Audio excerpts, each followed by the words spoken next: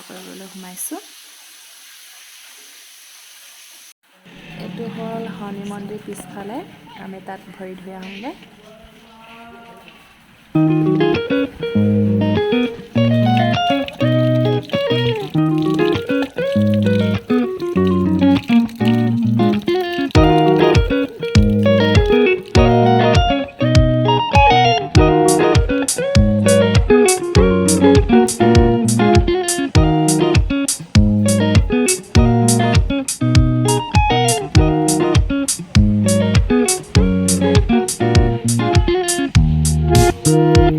এফালে আমাৰ মায়ে চাকি জ্বলাই আছে।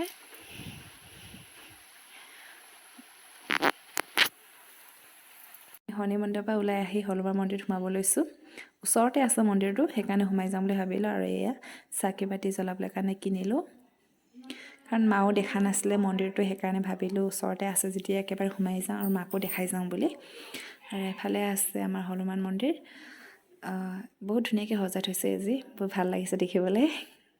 আৰু এফালে আছে হাত ভৰি ধুবলৈ পানী, হাত ভৰি ধুই আহোঁগৈ।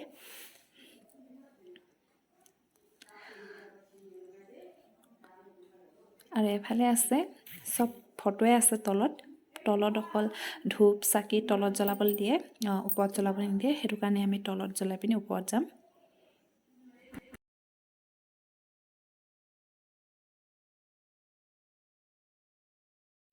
এতিয়া আমি ওপৰলৈ গৈ আছোঁ।